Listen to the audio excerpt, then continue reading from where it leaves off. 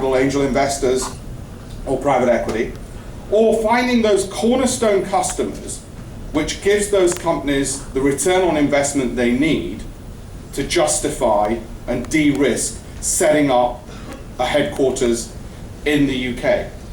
And one of the critical factors which comes up, and actually Kumar's done, I was always actually thinking when you were speaking that we don't need to come up here because you pretty much covered all the key reasons people set up. But one of the factors, and the panel members I'm sure will allude to this, which comes up more than any other, is the ease of doing business. Because as business people in this audience, you'll know that actually it's the day-to-day practicalities, the ability to get around the UK, meet your customers, not be stuck in a car or a train or whatever else, and just the simplicity of having all of those day-to-day annoyances removed and accessing the EU market, which often isn't realized is a $15 trillion market. It's equal in size to the United States, bigger than the United States in population.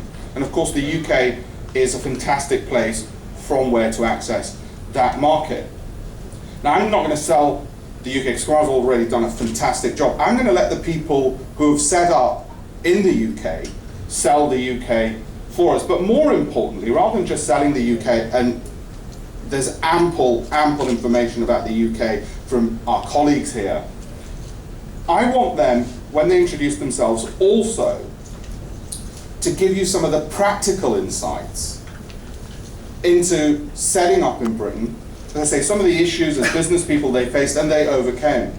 So I'm going to ask each of them to introduce themselves, and if they would, and they have been given, I think, a little bit of warning on this, give at least one factor which they feel would be a wow factor to somebody in the audience. I mean, you've all got notepads and pens, and the reason they're there, rather than just being a nice little gift, is ideally at the end of this session, everybody should hopefully have written down at least one thing they feel, wow, I didn't know that, that's really useful, that was valuable. And I'm going to put the pressure of making sure everybody goes away with that wow factor on our panelists. So I'm going to start off with asking Sami to introduce himself, and each of you introduce yourselves and your company, say a little bit about the company, and I say one wow insight, which you wish you'd known, you don't think many people do know, but you wish you'd known when you first started, and that positive insight which would help our audience members looking to set up in Britain as well. Sami, if I can start with you. Good morning to all of you. Good morning. Thanks, Alpesh, for a nice introduction. Actually, I spent almost 22 years now in the healthcare industry. So after spending 15 plus years, we started the whole business. Because as I'm part of the healthcare industry for the last 22 years, I've seen the gap and the challenges, particularly in between communication between the patient and the healthcare service provider, be it a doctor, with a diagnostic center, and other parts. So we thought, let's do something, create some platform, so particularly on digital platform where everybody can have access and the transparency in the whole communication. Because if you see in various parts of India, for a particular disease, there is a certain amount of communication and there is no standardization, there is no transparency. So while working on that, we thought that in India, we have a lot of infrastructure in terms of big hospitals, corporate hospitals, and the government setups as well. But in terms of ambulatory transportation, particularly in this, so shifting one patient from one point to another point, there is a huge gap. There is no standardization. So typically, if we say in India, there is the three kinds of ambulance services available. One is obviously the corporate hospitals. Those basically meant for their own services. So if anyone wants to get treated, say they will send the ambulance, pick up the patient, and they can get a quality care there. Then comes the government sector, but unfortunately most of the cases is not properly maintained, so the service is not up to the mark. And then there's the private players who are actually offering service, but they think this is a part of, they have nothing to do, so now they are running ambulances in various parts of the city. While doing that, so we understand the gap and understand the challenge to how difficult it is to aggregate the whole model in place and to put it in a proper way, in digitized format. And then we realize we have to understand one particular market who are already doing this business and already established themselves part of the healthcare system and ambulatory and other cases. And then decided to move ahead with the UK. So typically our whole journey for UK started, looking into the understanding the whole market insight in terms of healthcare and other things, so that we can put those best practices and the gold standard into system and then make the ease the whole business. But as Alpesh says, the wow factor, the moment we enter in the market, we have suddenly realized that this is not only the market insight, this is exactly the thing we are actually looking to deliver. And that is why we started. My first journey to UK is around September 2011. I just went to attend some events during pujas, and then I met some of the companies there, some of the already were doing the business for a long time, and then try to grab as much as information as possible. While doing that, the real wow factor actually came, the UKTI. Oh, I'm glad you said that. So, even our Kolkata UKTI team is also here. That time, one lady was there, she actually introduced to me the whole UKTI. And that is a real wow factor, Balpesh, to be very particular, because the whole idea, the concept to put the entire business, so be it Tata or be it Advertech, the platform is equal for everyone. And that is the real thing for where we are here today. UKT has never given us that, despite, this is just small company has started, don't give them that much exposure. Tatas are big, Infosys are big, give them as much as exposure. No, absolutely not. You as a business house has enough exposure as all other companies are getting. And that is the factor actually dealing us now, growing our business. Now initially started London, now already started operating from Leeds, which we are actually going to make as a hub.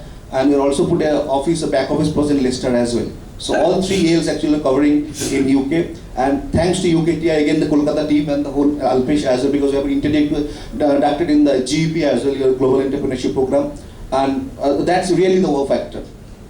Fantastic, thank you. So, well, you've set the bar really high for all the other panelists. Ajit, if you'd like to introduce yourself, please. Good morning. Good morning.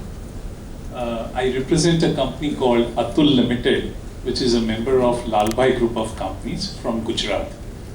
Atul, as the word means in our Indian language, Hindi, incomparable. This company has a legacy of being the first private sector company to be inaugurated by the first Prime Minister of India, Pandit Nehruji. Lalbhai Group basically is into textiles and chemicals besides realty. At Atul, we are in specialty chemicals. And we are proud to be associated with Atul, with the UK, for almost 6 decades now. Our first joint venture with ICI, Imperial Chemicals, came in 1955. And we had very good relationship for 4 decades, until ICI decided to divest its business globally. And we took over that particular equity which was there in India. And then we formed the conglomerate Atul. So basically our relationship with the UK dates back in 1955, but that relationship was more for producing in India. And thereafter, we set up in 1995 a wholly owned subsidiary in a place called Wilmslow near Manchester, which was the textile industry, for marketing our textile dyes and chemicals and specialty products in Europe. And we took UK as a base where we would use UK to market our products all around EU. And to be proud, we are very successful in doing that. And going forward, we then invested in a totally unique opportunity in the UK, which was a knowledge-based company in the field of agri-biotechnology. This company is in Somerset by the name of Date Palm Developments. And they were a small organization making tissue culture raised date palm plants. And interestingly, none of these plants grow in the UK because of the cold weather, and they are exported to the arid regions around the world. We took that opportunity and we diversified into biotechnology and invested in this company. And today we export to 33 countries worldwide from the UK from this unit. And interestingly, going forward, we have put up a joint venture with Government of Rajasthan in Jodhpur to set up a similar unit in India. And both put together, within a span of 7 years, we are the world's largest producer of these tissue culture date palm plants, which we supply globally. The wow factor that I see here, having worked in establishing organizations in China, I was based there for a few years, setting up our subsidiary there. I've been involved in setting up a subsidiary in the UAE. I've been involved in setting up the joint venture with the government in India. And I have been involved in the due diligence and thereafter investing in DPD. I think the three main key factors for us were, first, we saw the trust factor.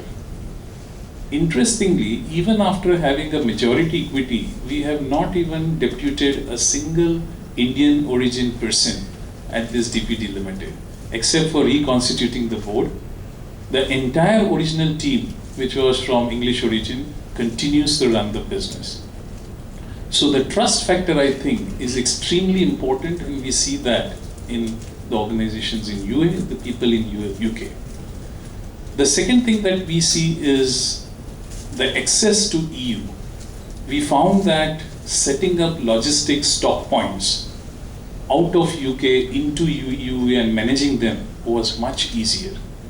And we were successful in doing that by setting up stock points in Belgium, Italy, and other places, and then managing them from the UK. And I think the third and the most important point that we see is the talent. The talent which is for knowledge-based company is extremely high. The productivity is high. People tend to say that UK is expensive. Yes, it is in absolute terms, but when you take it back as return on investment on productivity, the productivity of one individual in the UK is much higher than what we see here back home.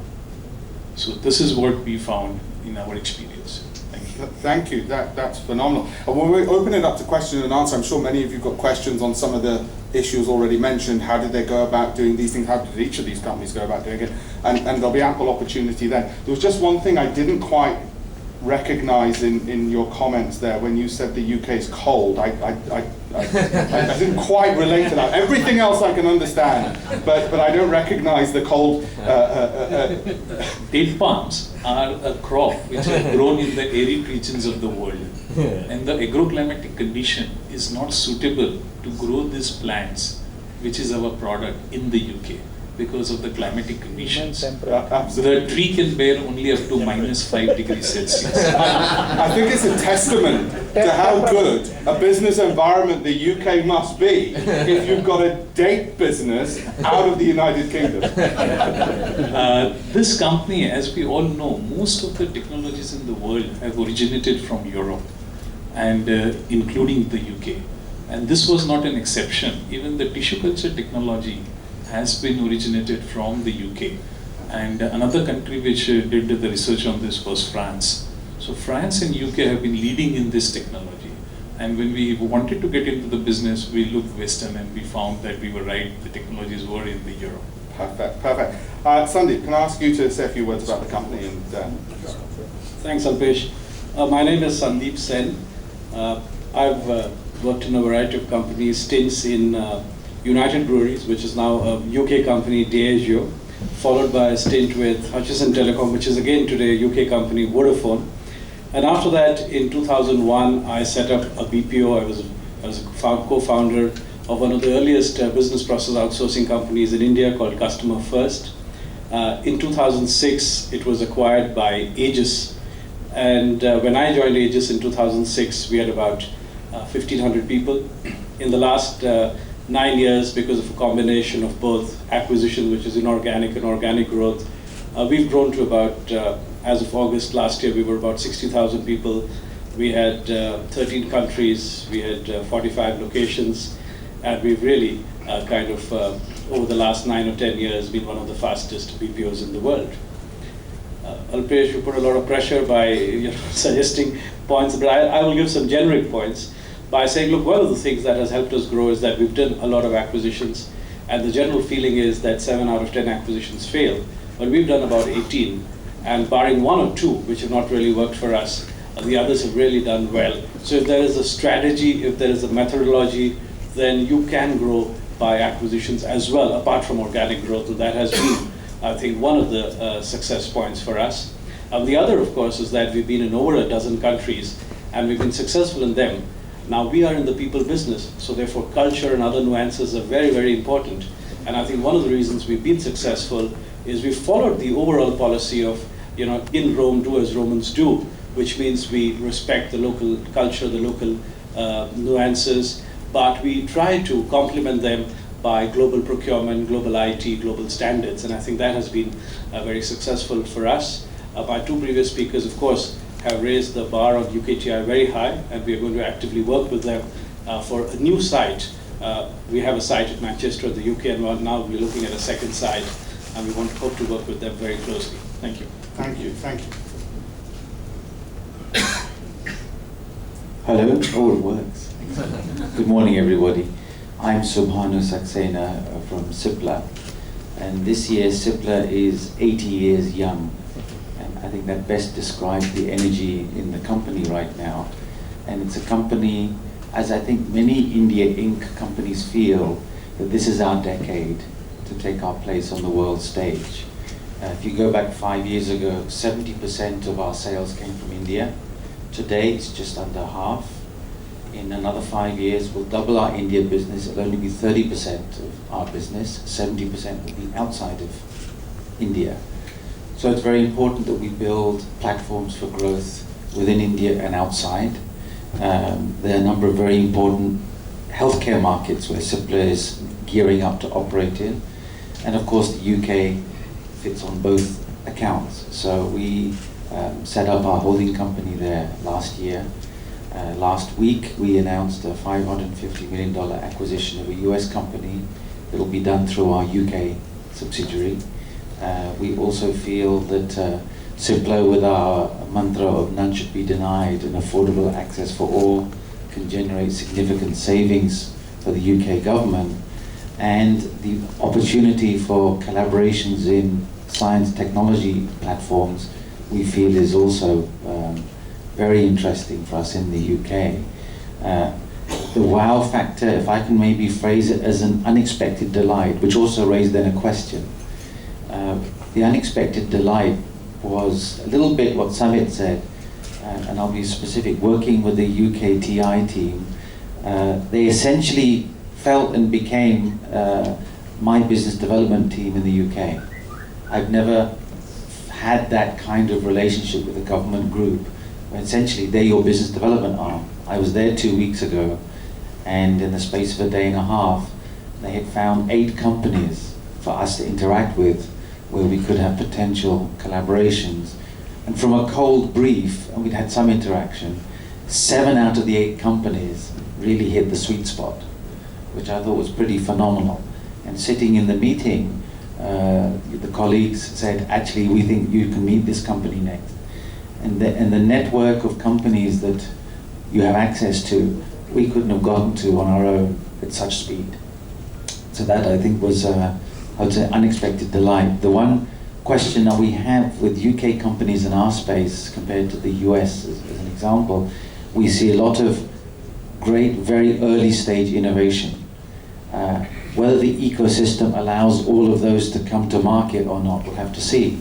I think that's where Cipla can play a role as strategic investors in these businesses. In the US, there is a very well-trodden path how early innovation makes it to market. I think Europe's a little bit more challenging in that way. So that's one of the things we're just exploring further with some of the UK collaborations. Perfect, thank you, thank you. Hi, good morning. Am I audible? Yeah. Hi, I'm Snehashish Bhattacharjee. I represent a company called Dinave. We are essentially a global sales enablement organization which provides strategy and strategy implementation services, leveraging technology to our customers to help them achieve their sales objectives. We are a completely self-funded organization, and we've been around for about 16 years. Last 4 years is when we started toying with the idea of taking our services outside India and enabling our customers across the globe with our services. So therefore, compared to the rest of the speakers here, we are pretty new in our alignment with the UK environment. However, over the last 3 years, while we were doing this setup across UK, Singapore, and Malaysia, one of the primary factors that came up as an important concern for us was we have a large base of Fortune 500 companies that we work with in India. And our strategy was to move into a new geography along with them.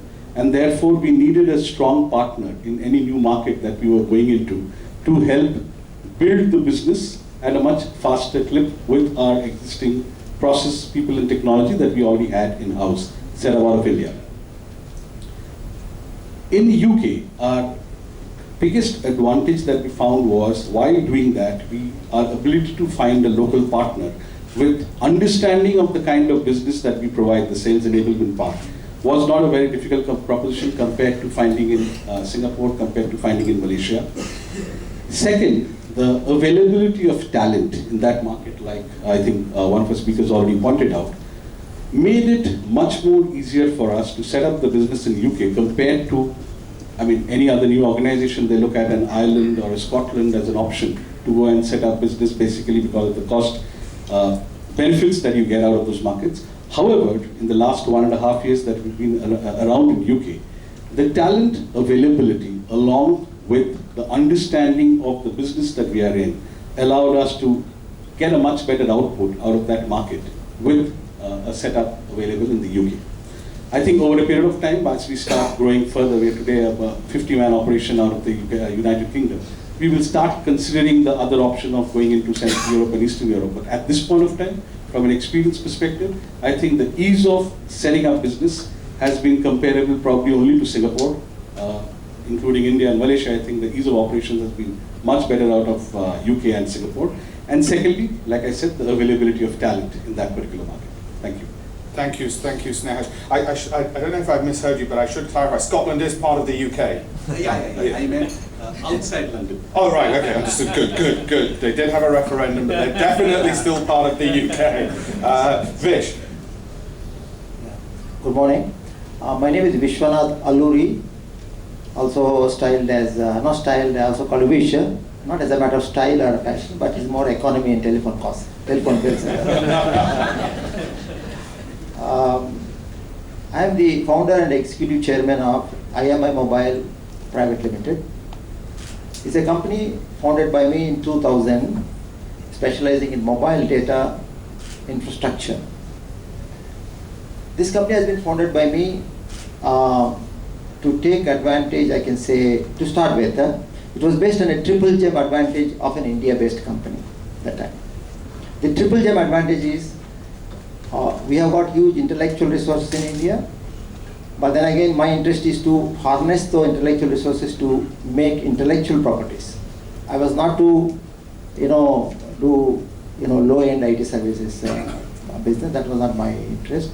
So to develop intellectual properties out of India for international markets. That was my vision, using India domestic market as a test market. So if I can test and develop products and test them on huge networks, like huge networks in India, which is 150 million subscribers, probably we could take it out to anywhere in the world. So this is the basis of the vision of this company. Then we started growing.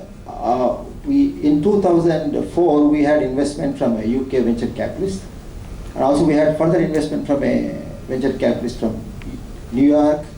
Then we had one more from Silicon Valley in 2009.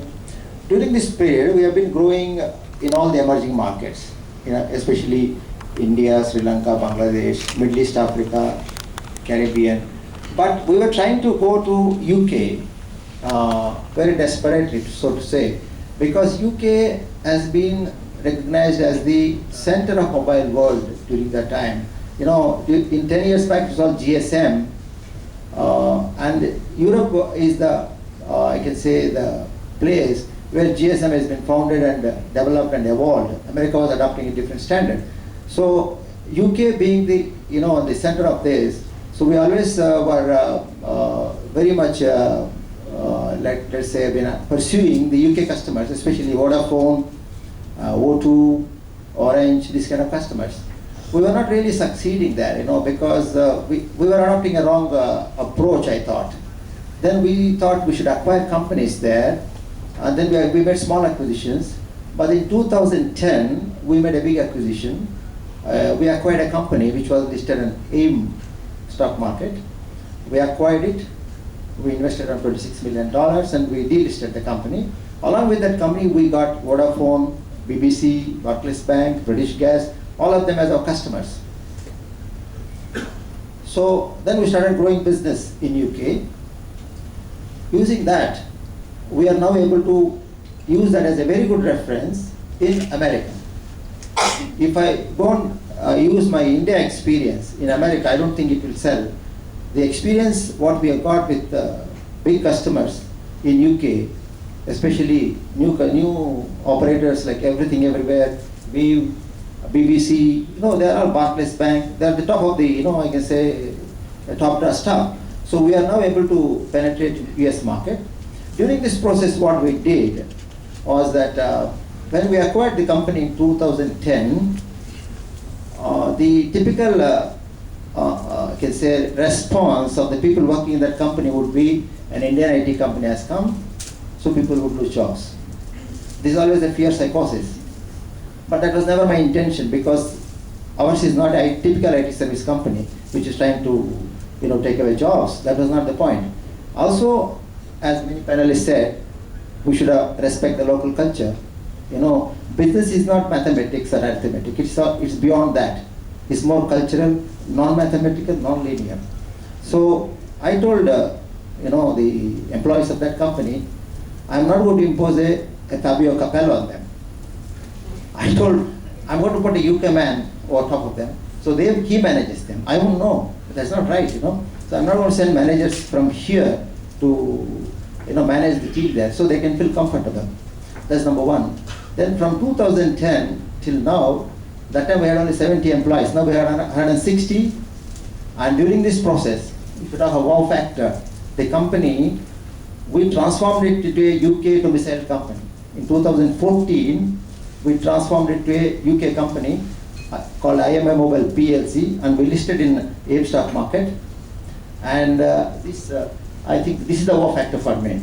See, mobile, when we started mobile, it was just mobile. Then we got into online, social. All together it's called digital business.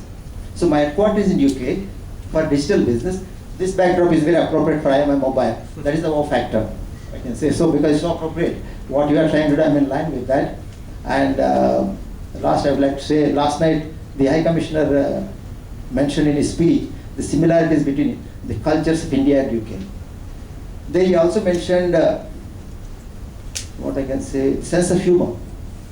I think the British sense of humor is very unique. It's very refined, I can say.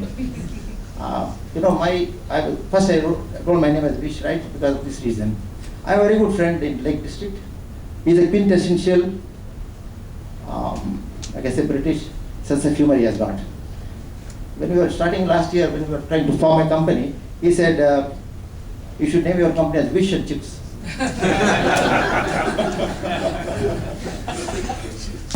Thank you. I think you mentioned sense of humour, and if I can take Kumar's lead on this, you mentioned the French. Sometimes people ask me who's our biggest competitor in Europe, and they think the answer's the Germans, and for the reason you just mentioned, and the sense of humour, it really isn't the Germans. I know, obviously. Good morning. Thank you, Alpesh.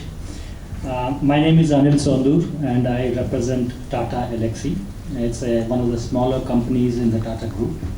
So just to make sure that we don't have any presumptions about having a very big group support. We are a very small company, and we kind of offer R&D related services in 3 key areas. One is embedded technologies, the second is visual technologies, and the third is design. And we have been in the UK, that is our European headquarters has been in the UK for more than 10 years now. And the important thing is, for the last about 6 to 7 years, this UK-based European headquarters has consistently outperformed all other countries in terms of the contribution to business for our company. And I think that could be a wow factor because it exceeds even the United States. So starting with UK as a headquarters and servicing all Europe in terms of R&D related services, this UK headquartered operation is the number 1 in the company. So what one could conclude from there is that in certain business areas, the European operation, if you're running it from the UK, could even exceed the contribution from the United States. So that could probably form some kind of a strategic insight for people here. That's number one. Number two is that, right, and we have been associated with the UKTI since the time that we started operating in the UK, and we have had fantastic support from them. So it's a very well-known fact within the organization. The third thing is, as you know, we are, like I mentioned, we are into R&D services, and the entire service is run based on the technical talent that you get. And from that perspective, while everybody knows that United Kingdom, especially London, is the hub of very, very specialized technical and design education, but the important thing is that that's one place where today you can get multicultural environment, in the sense, if you want talented people who are British, who are Chinese, who are Indian, who are Germans, they're all available within these universities in the UK. And that is it's a very strong strategic advantage if you're looking at creating, let's say, innovation hub in the UK, running the entire European operation. And that, I believe, is one of the key things that we have experienced. And today, let's say our London operations have people from, they have British people, Indian people, Chinese people, so people from all countries. Many of them have studied in the UK, and therefore it brings a huge amount of advantage in terms of understanding local cultures, as well as developing products for local markets, as well as understanding the native markets from wherever these resources come from. So that's the other thing. And I think we have seen many successes with the manufacturing organizations in the UK. The biggest example is Jaguar Land Rover, where, and I personally have been associated with that since 2002, at the time when I think they were in really not a very, very good shape, to a situation where I think they're one of the shining examples of UK success in the manufacturing industry, and in an extremely competitive environment like the automotive industry. And I do believe that we have made some small contribution to that. In fact, it is an excellent example of how multi-country collaboration works in terms of turning around a business organization. So that's what I have to say. Thank you very much. If you can just allow me, I can put 2 more points here. Yeah, sure, go ahead. As Mr. Kishan Chiefs, you said, and right now Anil said it, the whole advantage, if you see the UK as a market of what will fail in terms of another wow factor. See, our revenue, we are just started 2010. Every year we have also added more than 100% to the year basis. And this is just because of happened because UK seems to be a gold standard in healthcare, and NHS has just the job in us.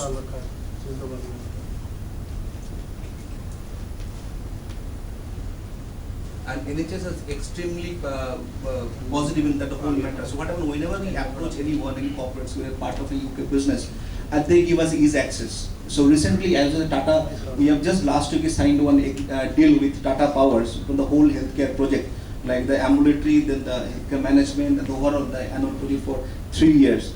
And we are also going to sign one of the leading hospital chain in India. They are having more than 19 hospitals across the country for the whole ambulance business. So you can understand how these whole things are coming into place. It has only happened just because of the part of an UK-based company. That is the key factor. Last week I also met the Nepal High Commissioner, because after the recent incident in Nepal, they are also looking for an emergency ambulatory care in proper way. So our road and air ambulance services, they are also interested to start the communication to Kathmandu, to Kolkata, and same thing in the Dhaka and Bangladesh as well. So even I'm going to meet him very soon, the Deputy High Commissioner in Kolkata, between the Kolkata and Dhaka ambulance services. And just yesterday I got one offer letter.